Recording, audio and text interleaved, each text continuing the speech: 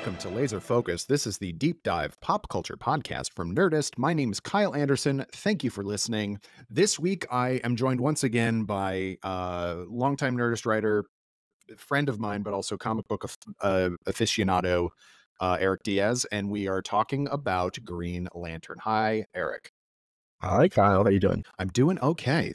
Very excited to talk about Green Lantern because I know you know this, but I'm not I don't know if I've talked about it on the podcast before, but Green Lantern was what got me back into reading comics in the whatever that was, 2009 or 2008 or 9. So Yeah.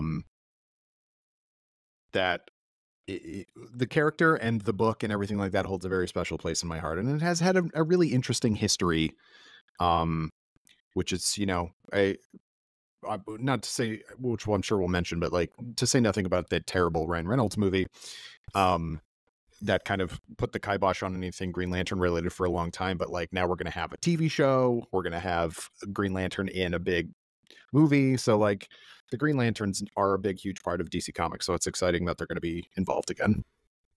Oh, yeah. I mean, I always think of Green Lantern as Green Lantern and Flash are, you know, people think of the DC Trinity. It's Superman, Batman, Wonder Woman, but like bringing up the rear has been Flash and Green Lantern since 1940. Like they've been continuously published. Yeah. I always think of it as a big five, not a big three, you know, and Green Lantern is part of that, even if it was Aquaman the erasure. Aquaman erasure. Aquaman has come and gone. That's why. Like he hasn't has consistently had a title. But of some of the bigger, you know, titles, and in fairness, like the Golden Age Green Lantern and Flash were different characters and everything like that, which the other ones have remained the same characters, at least nominally. But I always think it's funny to think about, like, it went in order of release or of creation. You have Superman, Batman, Wonder Woman, Aquaman, Green Arrow, then the Flash, and then Green Lantern, which is very surprising because you would not necessarily think that Green Lantern was the young pup on the block.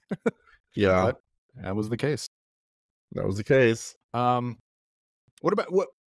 was the first? I mean, obviously, I knew who Green Lantern was from Super Friends, which I'm sure you did as well. But yeah, or one of whatever Super Friends one he's in, Challenge of the Super Friends, one of the ones. He starts showing up in Challenge of the Super Friends. Yeah, that's when we first see him. What was your first kind of introduction to Green Lantern in the comics? Justice League. I mean, any Justice League comic, he was there. Yeah. It also merchandise, like anytime there was any kind of Super Friends merchandise or Justice League merchandise, like Green Lantern was in the lineup. He was, you know, I knew from an early age that he was one of the big ones. You know, he was always there. I didn't read that many Green Lantern comics by like solo titles, because also when I was growing up, he often didn't, like, his solo title was intermittent, let's say. Like it was usually shared with Green Arrow. Right. And it just wasn't something that people were talking about. Like when I was growing up in the early 80s, like Green Lantern wasn't on anyone's radar. Like it was published, but it was like whatever, nobody cared. It would be a while before it became like a thing again. But I think it's always just been a cool concept. I mean, who doesn't want a ring that can do anything? Like there's something about that people will like latch onto. Oh, the ring can make whatever you think. It's Aladdin, you know? So I've always liked Green Lantern. I also think he has a cool costume. I've always liked the original Hal Jordan costume. I think is, with minor tweaks, it's just one of those sleek, you don't need to mess with it costumes. You know, like they add a little bit of shoulder flare here and there and a little bit of that, but like it's a really good outfit, you know, even if the white opera gloves are weird. They're a choice. Yeah. But yeah. The white but gloves that is sort are of weird. like, yeah, that's a very of the time thing. Everybody had to have gloves. I think Superman is the only one who has sleeves that also didn't have any gloves, I think. Right. And it's just weird because it's the only pop of white in the costume. There's nothing that really balances it out. Like his boots are white. It just feels like, why? And but you know, whatever. It's part of the outfit now. I'm used to it. Yeah, it's true. And that's just the Hal Jordan look. So obviously, there's Golden Age Green Lantern, which is sort of, which is just kind of a completely different thing. That's Alan Scott, who Yes. is, part of the universe now and everything like that, but was a JSA member, was on Earth 2 or whatever for a long time, and now is and in the proper, his power set was totally different. Like, I mean, right. the ring could do stuff, and it was kind of the same, but it was magic based, no outer space Green Lantern Corps. The outfit is weird. It's not a great outfit. Like, I kind of love it because it's so bad, but like, it's not what we think of. Like, it's the rough draft Green Lantern. Like, I remember when I interviewed, I think Tim Sheridan was writing the new Alan Scott comic, and he was trying to like buck the idea that Alan Scott's the rough draft Green Lantern, but I'm like, that's how people see him. Like, that they didn't perfect the concept until they created Hal Jordan. And I kind of agree with that. Yeah, it was like, because even, with the Flash going from Jay Garrick to Barry Allen, like, it's different a look, obviously, but the idea of just a very fast guy is right there. But yeah, you're right. Like, the Green Lantern Alan Scott version is much more mystical, and actually his costume is very what we kind of think Doctor Strange looks like. Like, it's that kind of like big collar, big full, and it is magic, kind of like dark arts kind of stuff. Yes, it's puffy sleeve. And whenever he uses the ring, it's like green. It's green flames. It's like, it implies magic, not science. It does roughly the same thing. He can make constructs, but it's like always with this like extra magic flair. It's very Doctor Strange. Yeah. Mm-hmm. But all those Golden Age heroes were more magic based than sci-fi based. Mm-hmm. The sci-fi explosion happens in the 50s. Yeah, it happens in the 50s largely as a reaction to all of because of World War II. Science became like kind of hot shit for a while because there were so many advancements in the scientific fields because of people working on the war effort. Yep. And so like you wouldn't have the early jet age, which leads into the rocket age. You wouldn't have that without World War II. And then, and I think very rightly at a certain point, they had to, what we think of as the silver age of comics began because as a direct kind of response to kids don't really care about magic anymore. They care about science. And so let's make most of our characters science based. Even Batman, his gadgets became much more scientific. It wasn't just like, hey, a fun thing he has. It's like a much more like he built them himself out of technology kind of thing. I mean, even Superman comics of the 40s barely mention the fact that he's an alien. Like, there's not a lot of like, it's always been there, but it's just like, oh yeah, that's how he's super. And then when you get to the 50s, it's a lot about like, oh, here's the super technological world of Krypton, and let's explore that and talk about it constantly. But it wasn't there. They kind of avoided it.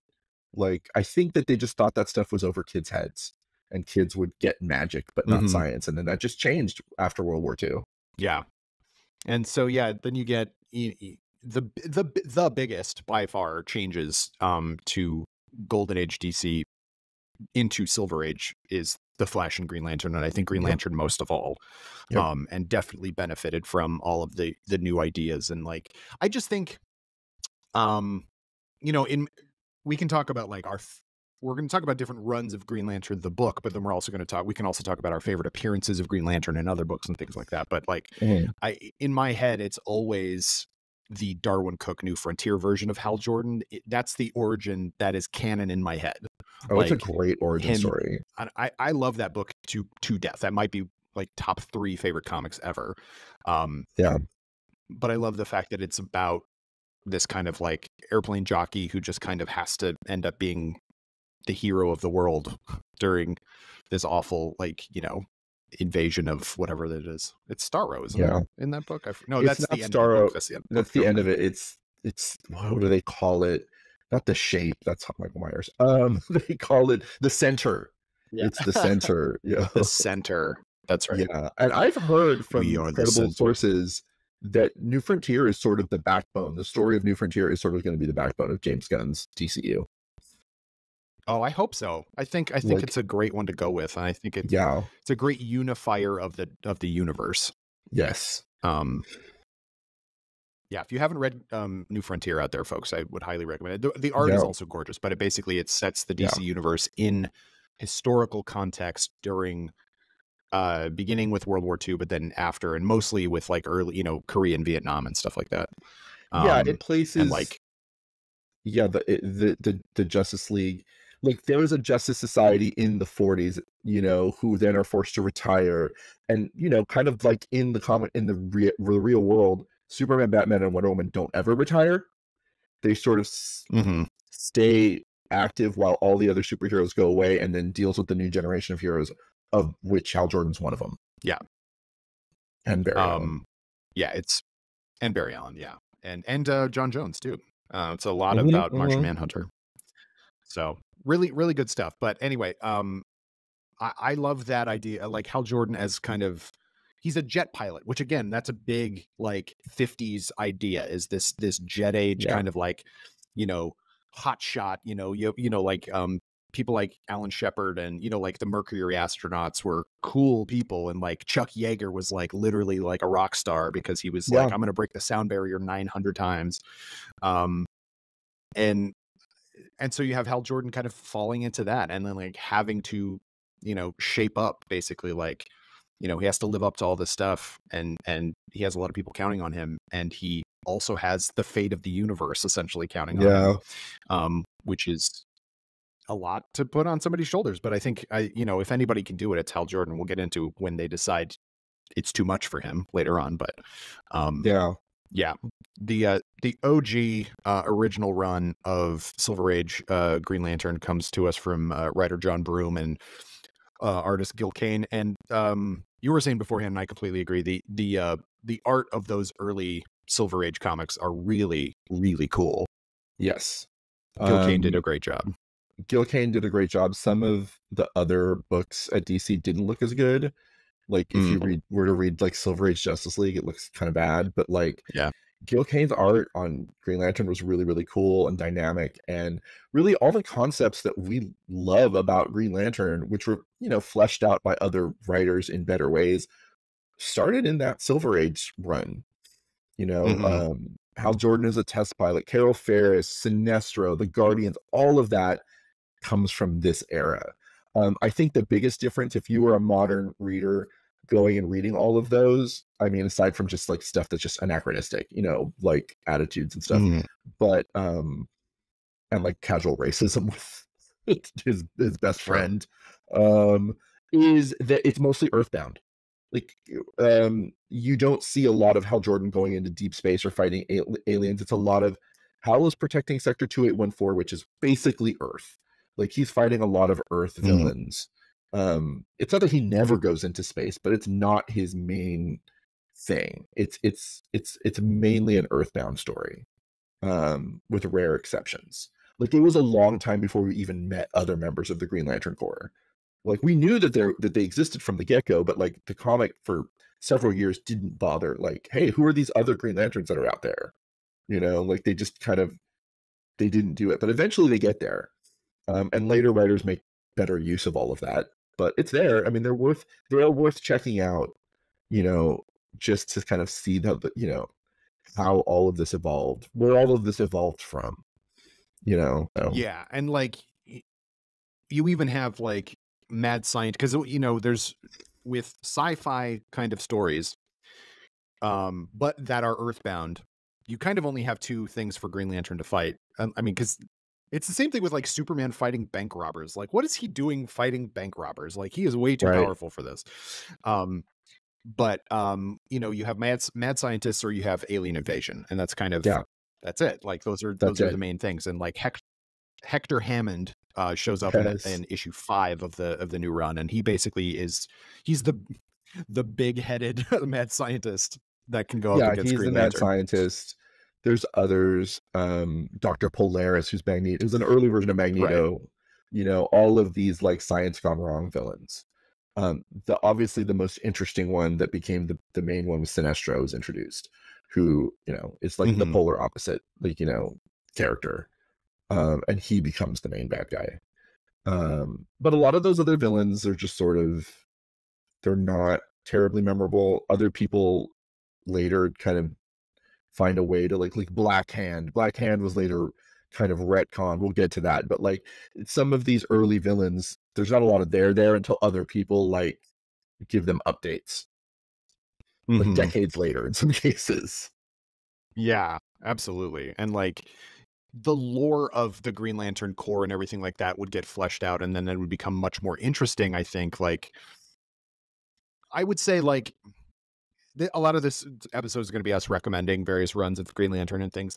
I think it's important to read like a volume of the original run of Green Lantern just to kind of get, you know, like I would say the same for almost every comic. Like, just get an idea of what it was at the beginning, but that's not like except maybe X-Men. I don't think, other than like the first 3 issues, the original Lee and Kirby run is really worth reading at all. But I would say this. I would say read that until you get to the Sentinels. The Sentinel stuff is cool, but after that, you can drop it. Okay, fair enough. But yeah, but I, you know, because of the artwork and stuff like that, and you get a sense of who Hal Jordan is and who Carol Ferris is, and just kind of all the ancillary world and what Coast City is, because that is a huge part of his like identity. Yes. Is the city that he, you know, which is Coast City, I think, and correct me if I'm wrong, is sort of an analog for San Diego, isn't it? Because it's it's an analog for San Diego. Yeah. Okay. Because I mean, that was sort of, you know, the hub of late 50s, early 60s atomic age, you know, military presence in California was, you know, San Diego. Yeah, and it kind of still is. If you drive from LA to San Diego for Comic-Con, like, you pass all those bases and everything. You pass all those bases. It still is. So that was what they were riffing on. And, you know, they just didn't want to call it San Diego because DC is all about fake cities. So As yeah, well they're definitely worth checking out. But then it also is real cities. Yeah, they started doing that later, and it gets weird because they're like, oh wait, so there is a New York in the DC universe. Like, yeah, it's weird. There's a whole thing online that you can find where like if all of these cities in the DC universe existed and are as big as everyone says, they like the economy and population in the US would be astronomical. It would be out of control because you have Gotham, Metropolis, and New York and Washington DC all on the same coast, and that is out of control. You should not. But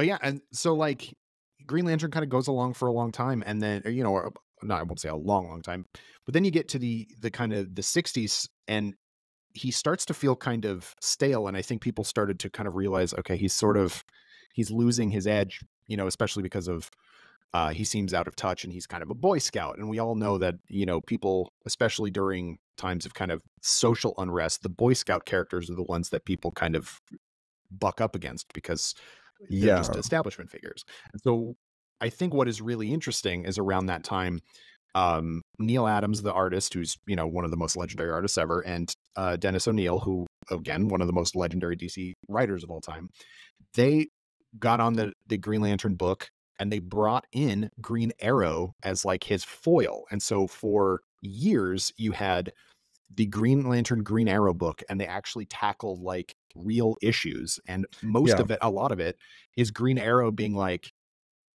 Hal, you are out of touch. Like, this is the world we live in. Like, so you have a Robin Hood character plus this Boy Scout character, and it's a really fascinating time in the comics.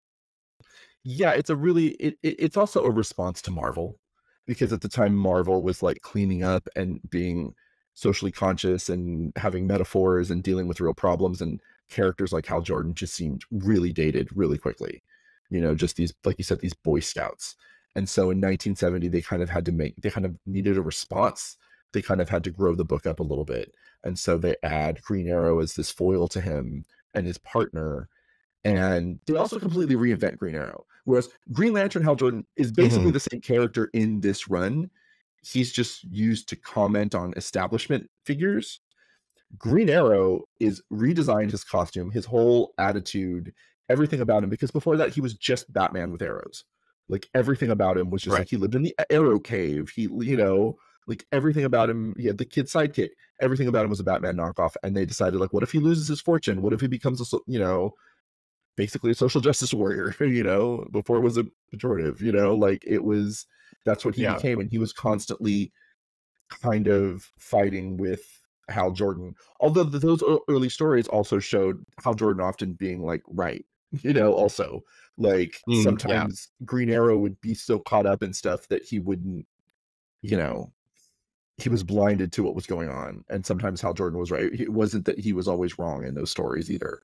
But it has that really famous panel where like an African-American man's like, you do all this stuff for the blue man in space and the green man, but like, what do you do for the black man?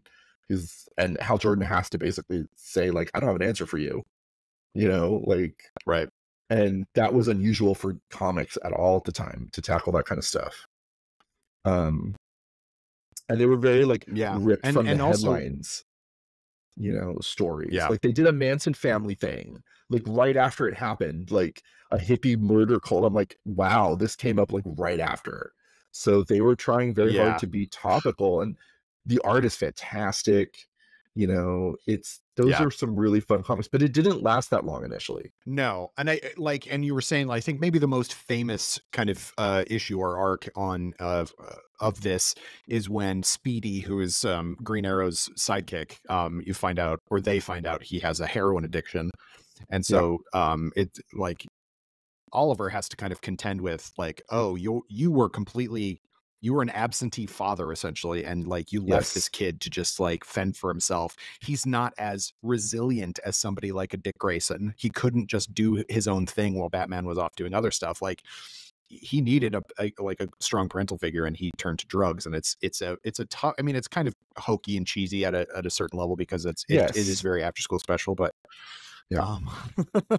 but they've never brushed that part of his character under the rug after that. It was too much of a big revelation that his being a recovering addict has never left Roy Harper, like as a character, because you can't just pretend that didn't happen.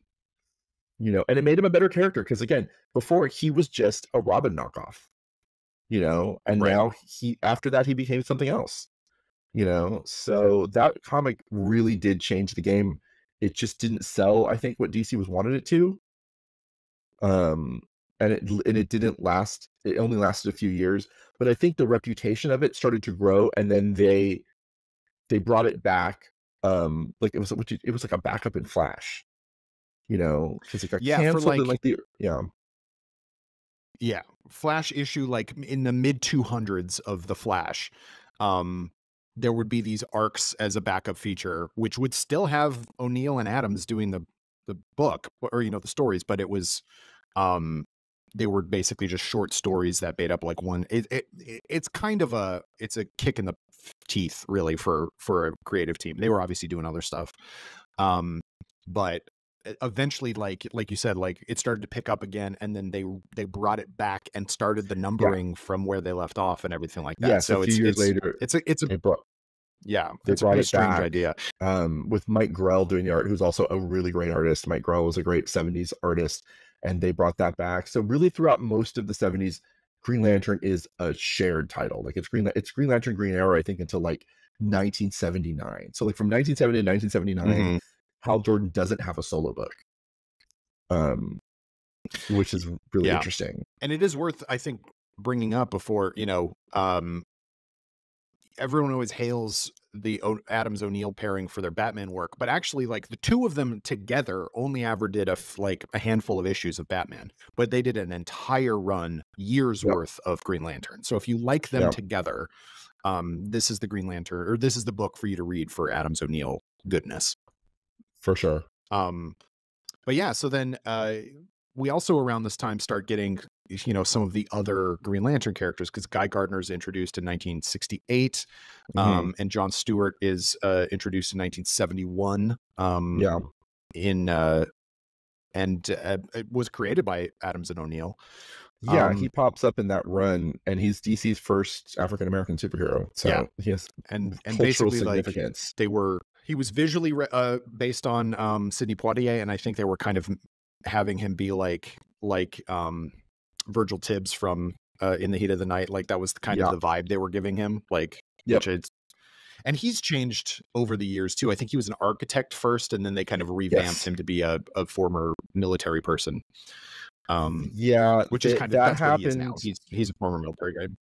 Right, they kind of did both. What they did, that's a Jeff Johns thing, because like the animated show made him ex-military, and then the comics then incorporated that because that's what everybody knew from the cartoon. And they've since then said like, yeah, he's ex-military, but he's also an architect. Like he's done both things. It's like you can be both. Like but yeah, he's a significant character. He's rarely used in the 70s. He makes a very small handful of appearances because he was the backup Green Lantern. That's the idea. When Hal Jordan was incapacitated, John Stewart would take the ring. And so he makes like 2 or 3 appearances only in the 70s. But in the early 80s, Hal quits for like an extended period of time, and Hal and John Stewart is the Green Lantern of the main book. Like he becomes the Green Lantern, and there's this whole, it's interesting because he's like, I don't want a secret identity. I'm ditching it. Like I want people to know who I am, which was pretty rare for the time. Because they kind of didn't know what to do with Hal for a while. Like he quit being a test pilot because I think that they thought in the late 70s, early 80s, that wasn't cool anymore. That's, you're part of the military industrial complex. That wasn't as cool in a post-hippie era anymore, but they didn't give him a cool job. He was like a toy salesman and like an insurance salesman and like all of these like very not cool jobs that they gave Hal Jordan. And so it made it easier to make John Stewart like prominent character. But he is like Earth's Green Lantern. If you were to reread Crisis on Infinite Earths or whatever, he's the only Green Lantern in that because Hal had quit at that time. So and like, he stayed the main Green Lantern from issue 182 to 200, and then at 201 they retitled it to Green Lantern Corps, and then it was a Corps book until after the Crisis, actually. For a couple of years. Like, and that was when I started actually reading Green Lantern regularly, because that's when I really started getting into like buying DC all the time. That's when I was like in middle school, and post-Crisis was just a great time creatively at DC. Like there's so much good stuff. And basically what happens in Crisis is that the Guardians like decide that they're going to leave this reality, and they're disbanding the Green Lantern Corps as like an organization. Like all the Green Lanterns get to keep their rings, but like you guys get to choose your sectors or where you go or anything that you do from now on. We're not controlling you anymore. And so a bunch of Green Lanterns just set up shop on Earth as like a superhero team. And then you're introduced to Kilowog. You're introduced to Origia. They flesh out characters like Katmatui, who was the Green Lantern who replaced Sinestro on that planet. And then she marries John Stewart. And so it becomes like a viable team book for a while. And Hal Jordan comes back. Hal Jordan becomes like the lead again. He gets his ring back. So it becomes, all of these lanterns together. And it's a pretty fun, I remember enjoying those a lot. And they had like a base in LA. Like it was, an LA based comic. And yeah, I really enjoyed those, but it didn't last long either. Like for whatever reason. And then Guy Gardner left and went on to Justice League and all that. Because all the other lanterns hated him. They couldn't work with him. Like that was basically like it's perfect. It's perfect for Justice League International as all these kind of B-listers. And Guy Gardner is the B-list. Green Lantern. But he became popular in Justice League International because like they didn't, I think the writers of Green Lantern Corps were just like, we don't like him. Like we don't want him in this book. And like Justice League was like, well, we need a Green Lantern. We'll put this jerk Green Lantern in our book. And then what happened was Guy Gardner became super popular. It was one of those weird things. But there wasn't a main Green Lantern book for a while. Like there was a period of time, at least like 2-3 years, where there was no Green Lantern. Like, or Green Lantern Corps or anything. And the 80s were a really interesting time. I mean, the late 80s, kind of early 90s kind of era for Green Lantern, because they were trying to figure out a way to like, again, I think there's a lot of DC stuff that is like a reaction to Marvel, and Marvel was having this huge resurgence because of the Image guys, McFarlane's run on Spider-Man and Jim Lee's run on X-Men, and obviously X-Force with your boy Rob Liefeld. And so they were like, we gotta liven things up. They gave Guy Gardner his own book, which they gave us an extra ring. He had a yellow ring. He thought Hal Jordan. I don't think that book is good. No. Oh no. There's no version of that book that's good. But like they did a thing where he he and Hal Jordan had like a fist fight over they took their rings off and we're like, all right, we're gonna fight over who is the Green Lantern of Sector 2814 once and for all, and Hal wins. And so Guy just like, all right, I need to find another power source, and he gets a Sinestro ring. It's a cool idea. They didn't really, the problem is that Guy's just a jerk, and it's fun to have a jerk side character in a book like Justice League, but when you try to give them their own comic, like that was really difficult. Like, because it's like, how do you don't root for him really? They kind of had to do a character turnaround. But yeah, there's this, and that was also a period of time when they were. Go ahead, please. Yeah, they kind of aged up Hal Jordan too much. Like they gave him like these like Reed Richards like gray hair, white temple thing, and then like, yeah, probably he would be that age at that point, but it made him look like a dad figure. And I don't think that was something that worked in the long run. And so even though those comics in the early 90s, they sold well enough that they spun off a bunch of, you don't get spin-offs if the main book is bombing. So it did well enough, but I think what happens next is there's the comic book crash of the mid-90s, and it affected every publisher. And so it was all about consolidation. Green Lantern, basically all the books were canceled except for the main Green Lantern title, and that's when we get to Kyle Rayner in like 1994. And that was a big shot in the arm for the book. Which was, and they needed to kind of youth-en it. That's not a word. Yes. Young the book up, because like you said, Hal was kind of a stick in the mud even in the 70s, and that was kind of the point of him. Yeah. But like he's way too old, tight, like feeling for especially like the gritty 80s and onward. Like and so they needed to do something to him. And I do think that they went a bit far. This is when you get Emerald Twilight, which is where so basic, it's a whole ass thing, but stemming from the death of Superman. Cyborg Superman. Right. Yeah. Cyborg Superman destroys Coast City during his shenanigans.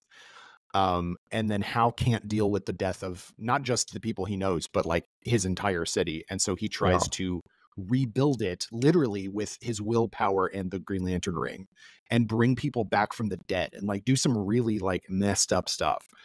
And the other Lanterns and the Guardians try to stop him from doing that, and it does not go well for them. No, he kills a bunch of other members of the Green Lantern Corps. He basically loses his mind. It was extremely controversial when it happened. To make Hal, who was this dependable dad type figure, go nuts on that level. And not just go nuts, but like slaughter his comrades. It was very whatever you thought of Hal Jordan as a character, none of it really tracked with anything we'd seen from him up until that point. Which up until that point was like, he'd been around for like 25 years or more. And it was like, who is this guy? So it was a very, like, the sales went up because it was so shocking, and shock value is what sold comics in the 90s. Characters doing shocking things. I think the fallout of it, and he becomes a villain. He becomes Parallax. Like, he absorbs all the powers of the central battery. He becomes this villain called Parallax, who tries to resurrect Coast City. It's this crazy thing. And then there is no more Green Lantern Corps. There's only one ring left.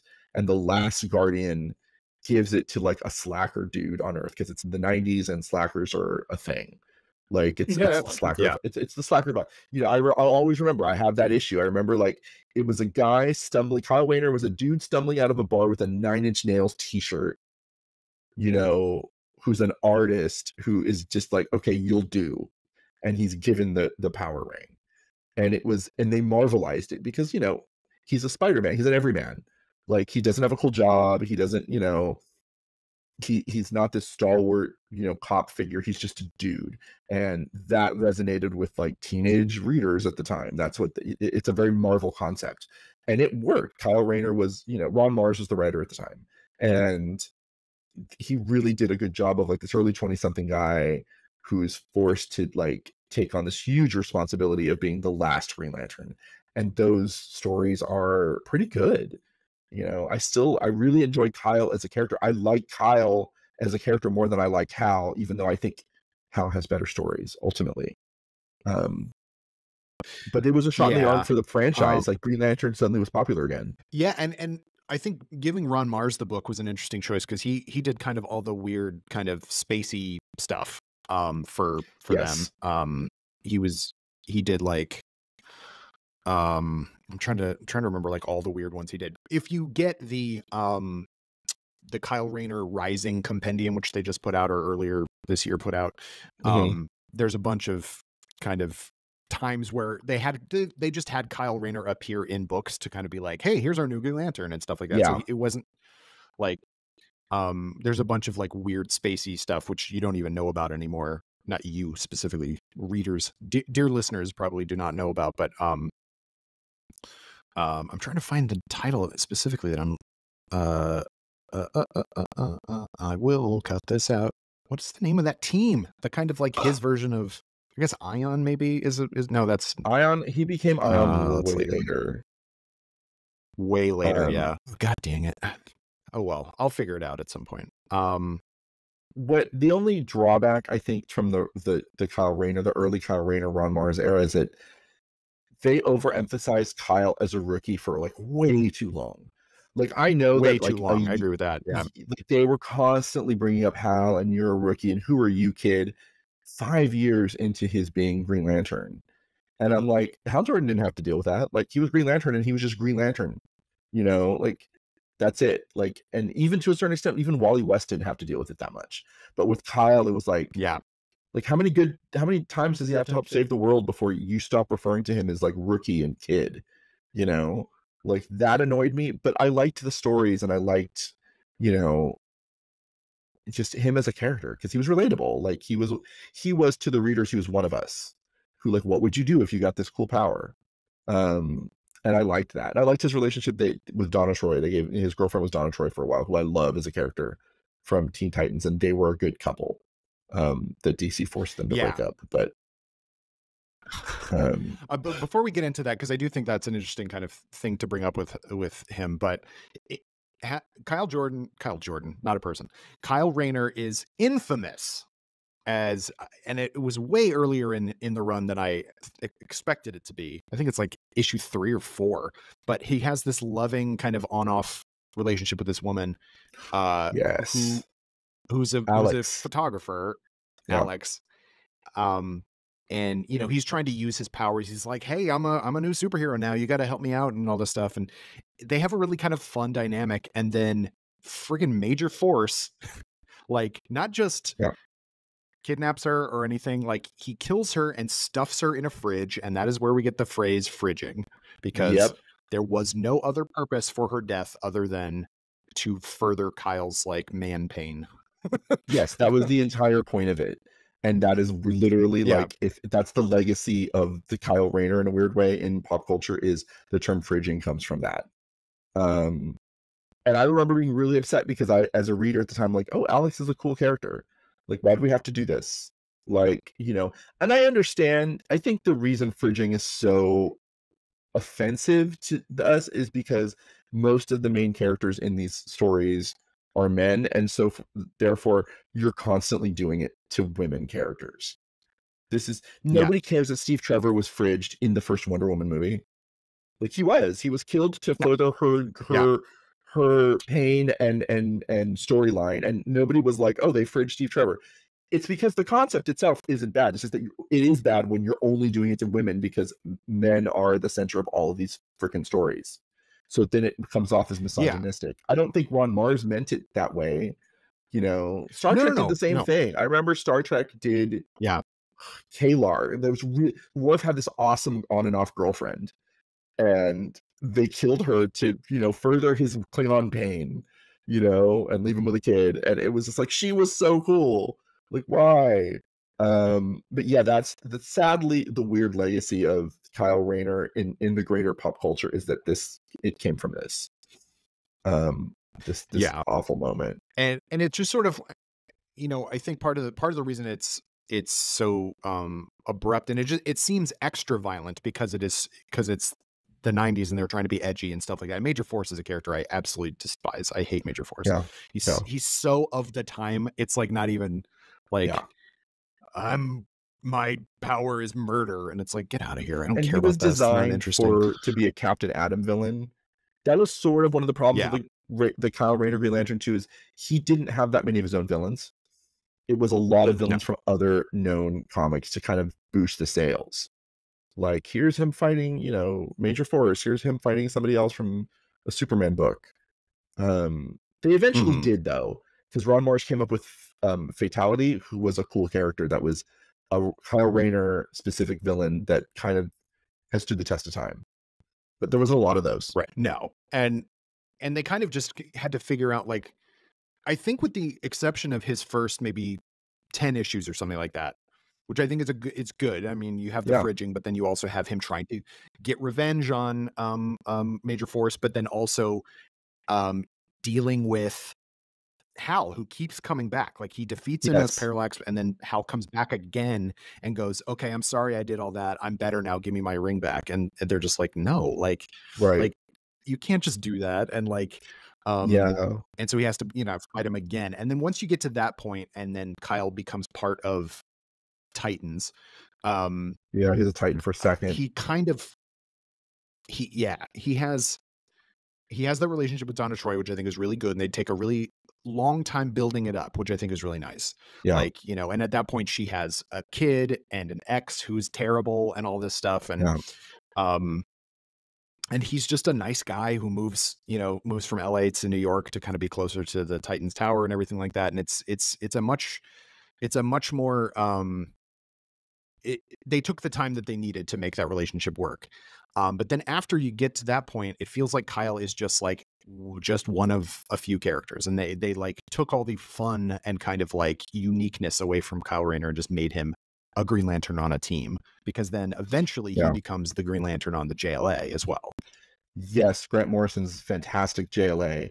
And I will say Morrison really leaned into Kyle Rayner as an artist, therefore his constructs are going to be much more wildly imaginative than anyone else's ever has been. And so he leans into that, and he also leans into, he builds the friendship with Wally West, because these are the two characters that have taken over for these iconic Silver Age, you know, heroes. Wally had been Flash by that point for a long time, but like still they're the new kids, and he gives them a kind of a buddy kind of relationship that I love. Like they become the kind of Blue Beetle Booster Gold of that run. And he uses Kyle very well. JLA only bolsters Kyle's reputation, in my opinion. Oh yeah, I think that it's a weird time too, because like if you look at the cover of the front of the original run, Superman is his blue electric version, because it's like that's what he looked like for a little time, and it's like, oh boy, that is a time capsule. A lot of that JLA run is a time capsule, because Morrison was sort of forced to, you know, go by what the whims of what DC editorial was doing at the time. So, Superman's blue in his book, he's got to be blue in JLA. Wonder Woman's dead, because Wonder Woman was dead for about a year or two. And so they had to replace her with Queen Hippolyta as Wonder Woman. So there's a lot of stuff that like it's not self-contained in the way that it should be, but they're still great. I mean, it's as far as I'm concerned, it's still the best Justice League run ever. And you can read that on Nerdist.com and Best Justice League, which you haven't written yet. I did put them, I think, as the best roster, maybe. Yeah, I think you did. You did put them as the best roster. And then Kyle is also the Green Lantern during Mark Waid's now famous Tower of Babel story. Where Batman has all of these, ways to get around, should any of these teammates of his go rogue, he has all these contingency plans in place, and they find out about it and go, oh, that's bad. Why did you do this? Why are you this way? It's a great story. It's a great story. But that it's not Hal in that story, even though the movie version of it is Hal. It's because that was part of the New 52 version of I think, wasn't it? Kyle's Green Lantern. No, the Tower of Babel's like early 2000s, so it's well before New 52. No, I know that, but I mean in the cartoon version film that they made. I'm trying to remember who the Green Lantern is. Kyle, no, in the cartoon it's not Kyle, because Kyle had been demoted at that point. But in the comics, Kyle was the Green Lantern for a decade. Like, I think it's until I think 2004 is when they finally, it was like 1994 to 2004. That's a solid chunk of time for him to basically be the only Green Lantern. He gave a ring to Jade, his girlfriend, who's the daughter of Alan Scott. So that she sort of was like a backup Green Lantern, but there was no core for a decade. Right. It was just Kyle as a solo hero, and it mostly worked. I just think, like, you know, with all things in comics, people start to miss certain elements. Like, they don't know how good they have it till it's gone. And I think as much as everybody loved Kyle, people were like, but what about the core? Hal Jordan was the Spectre at that point, which is weird. Nobody liked that. Because it just felt so, Spectre is this supernatural character and Hal Jordan's this science guy, and it was just like, what's going on? And then you come in and you're like, you know, Jeff Johns comes and saves the day and figures out a way to make all of this work. And which brings us back to where I started the conversation, because I had read New Frontier. I got really excited about Green Lantern. This was in 2004 or 5. And I was like, I need to read more Green Lantern. What's out there? And so I went to a bookstore, a Barnes and Noble bookstore, and what do they have in the Green Lantern section? At that point, it was Green Lantern Rebirth, and I think maybe the first or the next volume after that, like back. And so I was like, all right, here we go. And I just started from there. And like, the Jeff Johns run of Green Lantern, it's a great place to jump on if you've never read any Green Lanterns, because Rebirth needs to reestablish all this stuff. At that point, Barry's also dead. And so like you see him, Green Lantern, Hal Jordan, in the kind of the nether realm, and he talks to Barry Allen and all this stuff. And it's a really interesting kind of metaphysical thing. But at the end of it, he is reborn, and also the Green Lanterns as a concept are reborn. And from there it becomes a space cop book. And I think that was a really interesting move. Yeah. And I think what Jeff Johns did, his greatest strength as a writer is to not throw anything out, you know, and he didn't, you know, we talked earlier about like Hal Jordan becoming a Parallax and becoming a bad guy. He found a way to to undo that without saying it didn't happen or just starting from scratch. He was like, that happened. Parallax is this fear entity. Like, he found a way to retcon it in a way that like redeemed Hal Jordan and kind of took him off the hook a bit for all of the action of the Coast City stuff, and just completely re-energized that franchise in a way that I don't think anyone was expecting, and really reestablished the core, the Green Lantern core. He didn't get rid of Kyle Rayner. Kyle Rayner, you know, he wasn't the main Green Lantern anymore, but he was in that book and in a big part of it. Because he became the torchbearer. Like, he had this new title, like, you were the torchbearer. You kept the flame of Green Lantern alive for all these years when there was no core. So you have a special status. Like, Jeff Johns was very good at making sure that like everyone got their flowers, you know, and brought back John Stewart. He kind of redeemed Guy Gardner. Like, he kind of was like, I'm not going to have him be like that much of a jerk anymore. Like, he might be a little rough around the edges, but I'm going to explain away some of that behavior. And I think the most important thing he did was introduce the emotional spectrum. And then we get all the other color cores, which is something that it's one of those no-brainer things that, like, how did it take people 40, 30 years to figure that out? That like the other colors would have, you know, like that there'd be a Blue Lanterns, and it's a great run of comics, and it's kind of no one's lived up to it since. No, I think because that was a period of time when like nothing at DC was, I won't say nothing, but like Batman was the thing. If it was Batman, or you were reading Marvel, basically. That's a simplification. But like, Johns made Green Lantern not only just popular, but like, I think there was a period of time when the Green Lantern books, because there were multiple books. That was the other thing. It was so popular, they gave it a spinoff. It had a second title. It had multiple spinoffs.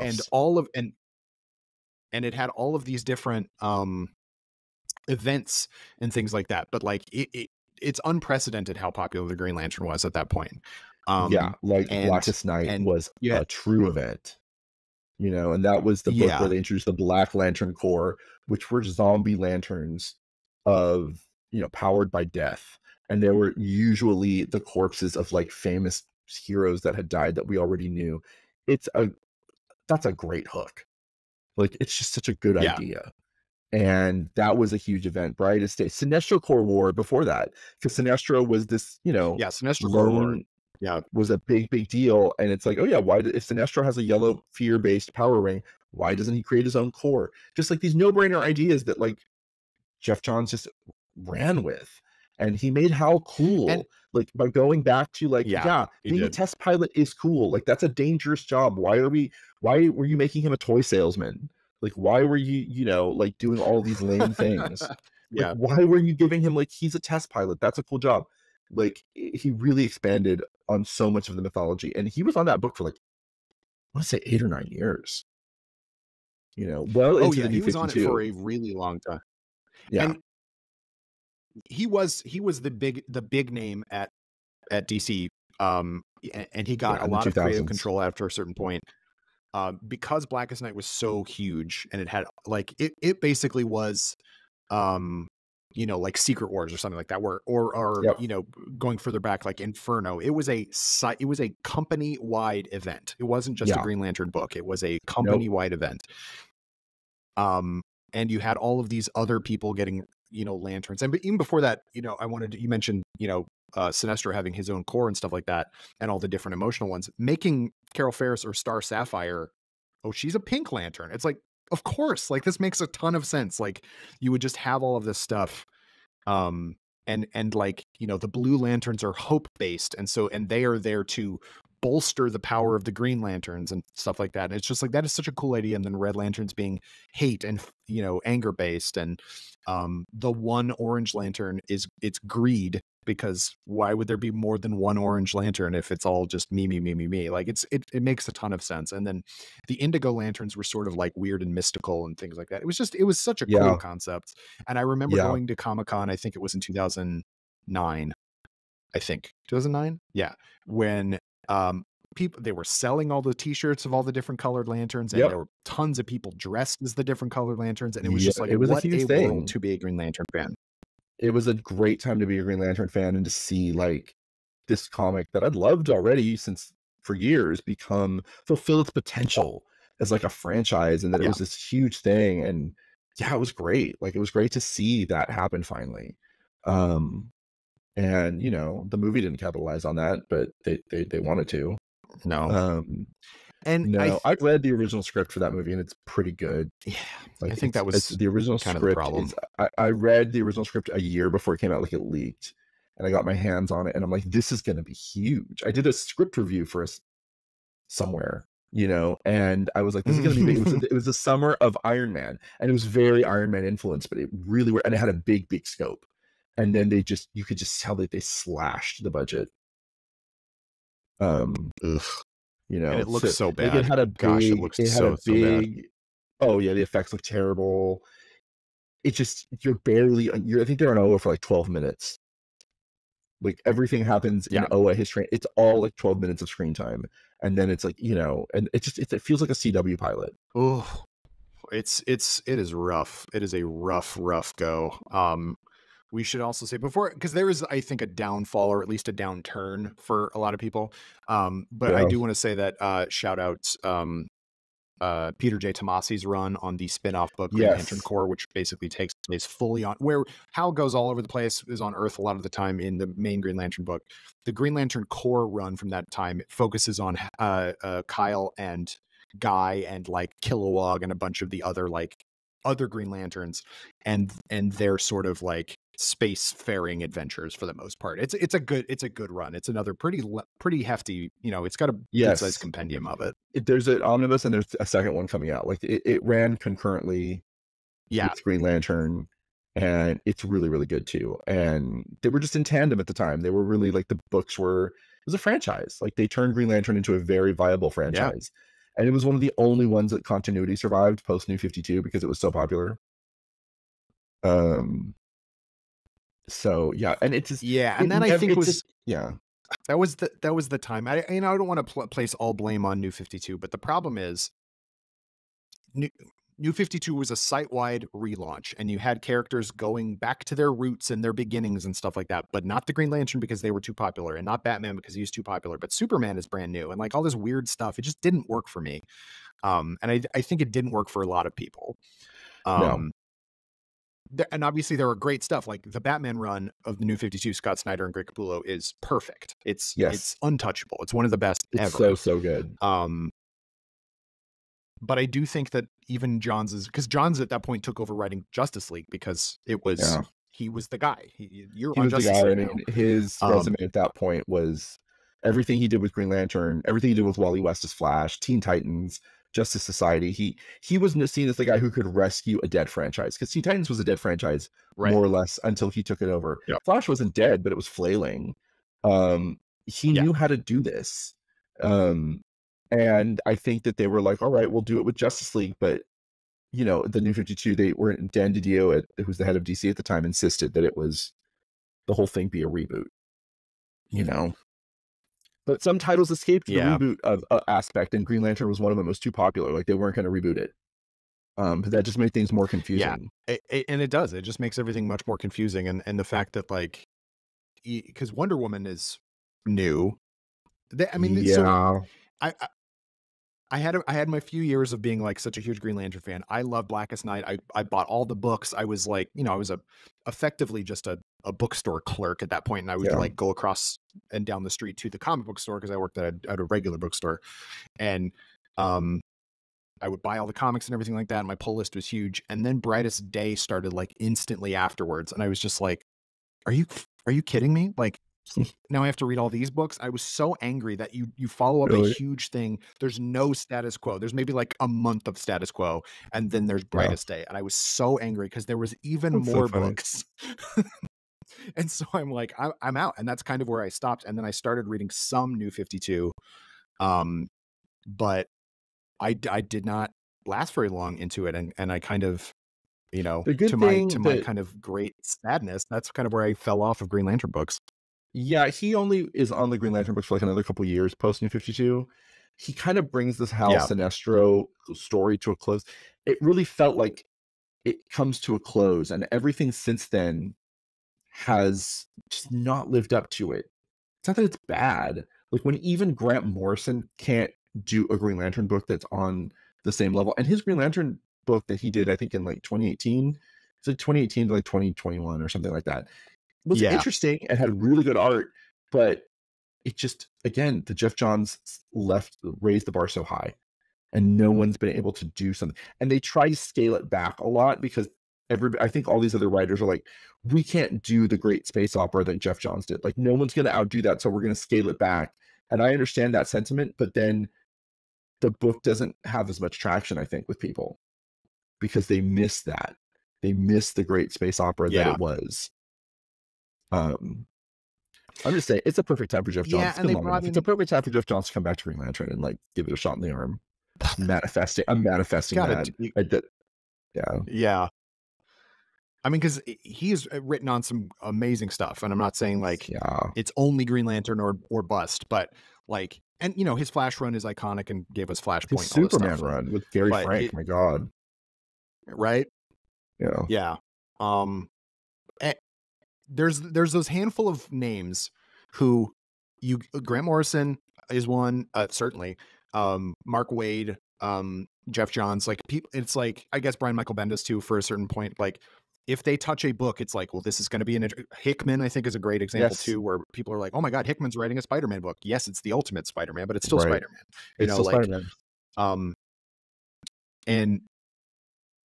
And Johns is one of those. And I think that, like, I think people kind of at this point look at him too harshly because of, look, he's a comic book writer. He's a good story writer. He could not run a studio. And I think that is not his fault, but they hung him out to dry with all of that stuff.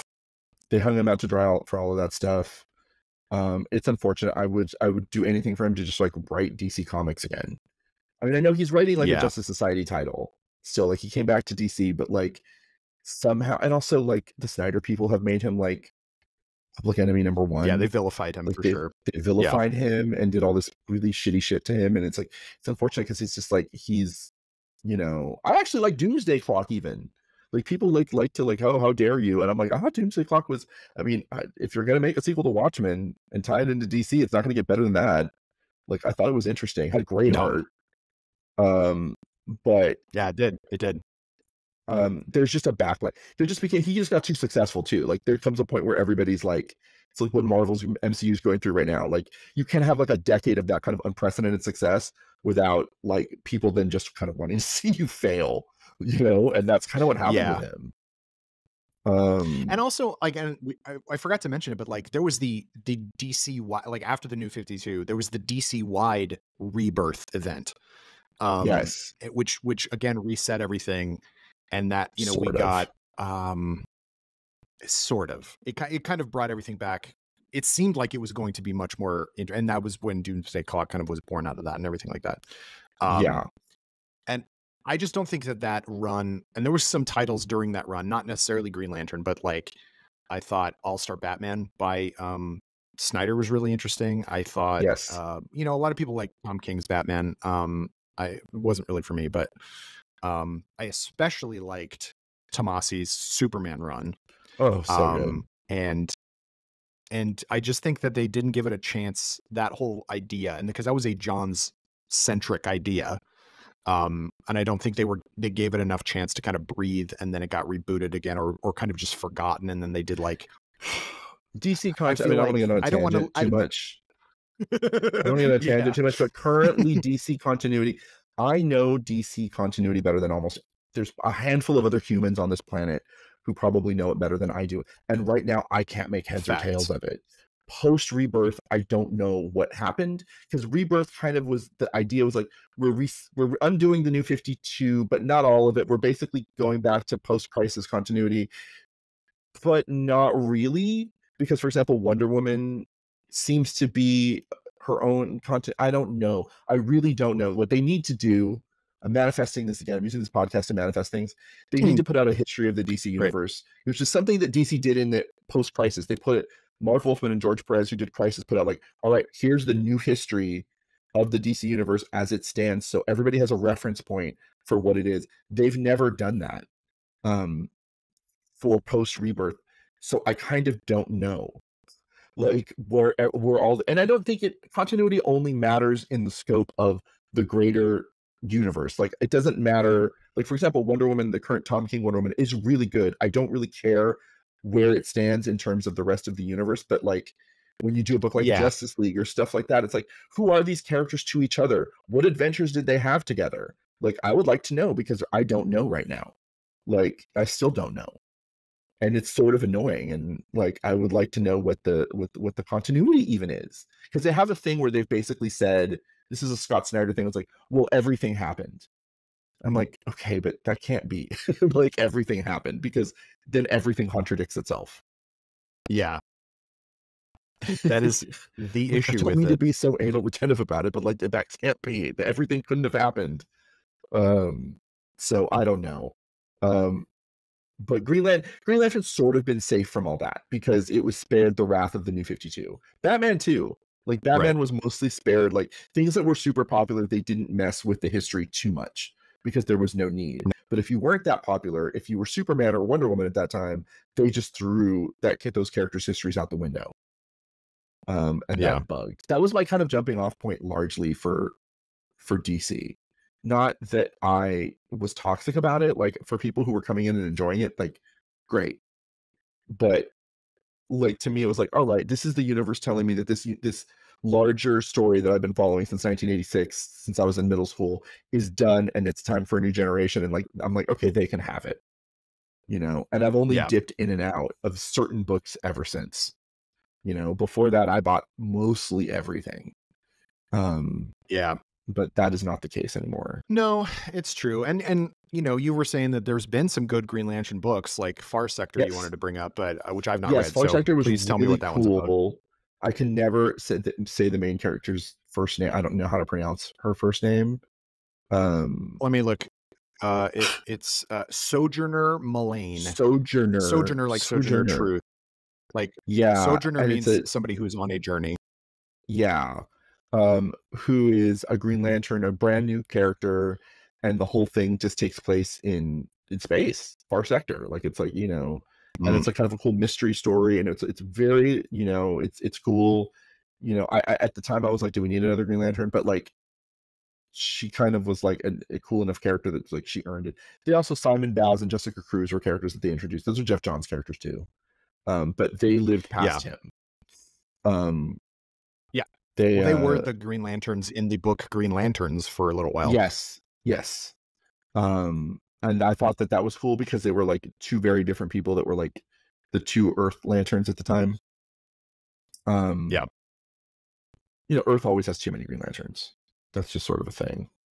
Yeah, it was there was the recent Alan Scott series that was good, that took place in the 40s, that I really liked, from Tim Sheridan, that really upped it, you know, because they've since retconned Alan Scott as being a gay man, which started in Earth 2, like the alternate reality thing.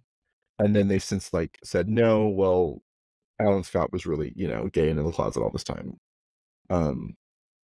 And that was actually kind of an interesting story, because it's like, okay, what is it to be a gay superhero in the 40s when like that's complete, you know, and the CIA knows and like kind of uses it as leverage against it. Like there was some interesting stuff that they did there. But I haven't read the current Green Lantern. For example, there's a current Green Lantern series that's out there that some people seem to really like, and I just haven't. I don't know. I haven't gone back to Green Lantern in a while as a book, and I don't know what it is. I think that John's just, he raised the bar so high, and when Grant Morrison can't even outdo it, like that's not good. Yeah, I mean, I was stoked for Morrison to take over. I was like, oh, this will be really interesting. And then I was hearing stuff, and it was like some people liked it, but it was much more mixed than I was hoping for. It's more mixed. The reaction to it, and so it's worth reading, but it's a mixed. I'll read it eventually. Yeah, they'll collect it in an omnibus at some point. The art's stunning. You know, him and Liam Sharp did like, you know, the art, or it was just that alone makes it worth it. But yeah, like they've never been able to top that Jeff Johns run. It's been a while now. You know, it's been a decade since he left. Yeah, it's been 20 years since he took over. It's been 20 years since he took over with Rebirth, about a decade since he left, and it's just not, they've never been able to match its success again. You know, they've tried, and it just doesn't, no one's been able to come up with anything as exciting as like the Emotional Spectrum or the Sinestro Corps or Blackest Night and all these things that he threw. You know, he threw everything at the wall and it all just seemed to work. Or the Third Army, you know, the Manhunters, like all this stuff from the lore that he really pulled from, you know, because before there was Green Lanterns, there was this robot army that went bad, and he did so much cool stuff. And yeah, I would love for him to come back. But, you know, if he came back, it might be like a Chris Claremont coming back to X-Men, which was nobody really loved. Yeah. Like sometimes you're gone from a thing too long. Yeah. You can't go home again, as they say. Yes. But I will say I'm looking forward to, you know, I think the Guy Gardner appearance in Superman is going to be largely like a joke, or sort of like a thing about how superheroism is commodified and commercialized, and Superman is going to kind of spit in the face of that, which is kind of a cool idea. But they just confirmed, and I didn't realize it needed confirming, but HBO officially greenlit the Lanterns TV show, which is going to be about Hal and Jon Stewart on Earth solving kind of a weird space sci-fi murder, and it's supposed to be like True Detective but with space superpowers. I'm very intrigued by that. Yes. Who's writing it? Lindelof, David Lindelof, and Tom King. They have a pretty good pedigree of people working on this. That makes me excited, because usually they had remember, there was a Green Lantern show that was in production, that was in pre-production for years before this, pre-James Gunn DCU, and apparently it was much more a space opera than this is going to be. And I think it probably would have adapted the Jeff Johns stuff more. I have a feeling that was just cost prohibitive. I think they were just like, how do you do this on a TV budget? I think they're smart to do this as a TV show, and then if it takes off, then like, okay, well, you can do a movie about this big space opera stuff. You know, or if the show's really big, you just, you know, if it takes off Game of Thrones style, then okay, well, we'll pour a bunch of money into another season. And, you know, but this sounds like a smart idea. I think that everyone thinks of Hal Jordan and Jon Stewart as the two main Lanterns anyway. I think they always are going to be, because of media, you know, like As I've said many times talking about comics and stuff, like the tail wags the dog in media and comics. If the movies or TV shows become popular, the comics will reflect it. The source material will then suddenly, Tony Stark will suddenly look and act like Robert Downey Jr., etc. Yep. It's always been that way too. Like, it's not a new MCU thing for people. Like, it's always been that. If the Batman the Animated Series, how many things from Batman the Animated Series just went back into the comics because that's what millions of kids watched, and they knew that the comics had to reflect that. So I think that once Justice League had Jon Stewart, the cartoon, like, that just elevated him to another level where now, like, if you're going to have a Green Lantern project, he has to be in it, but I like the idea of like Hal Jordan being the elder, kind of like, been there, done that cop, and John as the rookie. I like that idea. So I'm super excited about this. Like, me too. I think this is, and again, like, if a property fails as a movie as spectacularly as Green Lantern did, then I think, a movie reboot is kind of hard. Like, it's going to be hard to get people to go back to a movie at that point. So why not make it a series? I think that'll happen with The Flash too eventually. I think so even too. more so because The Flash is proven as a TV property now. You had 9 years of TV. Yeah. They know that works as a TV show. So, but you won't get a movie again. But like, TV is just as viable, if not more so nowadays, like streaming shows. So, who knows what streaming service will be called by the time Lanterns is done, like what they're going to even call it. But yeah, Apex or something like that. Something. I mean, they could shoot a cast too, like that. Absolutely, yeah. Like, who is going to play Hal and John? Like, I really hope they get really good people, and not necessarily stars, but like, yeah. The art that they've shown a few times, like when James Gunn made the initial announcement, and then also in the official HBO's greenlit the show, Hal has like a scruffy hair and beard, and it's sort of like that is not a Hal Jordan that we are used to seeing. No, that's an art from Green Lantern Earth 1, which was like in the 2000s. DC did this, like, kind of what Marvel did with Ultimates, which is like, we're just going to create this own separate little universe where we retell these stories. I never read those. I did for Superman, but not for Green Lantern. But I know that art is from that. As long as they don't have animated costumes, I don't want them to have animated costumes. Like, it's not. They don't need to do just that. Make a costume, for God's sake.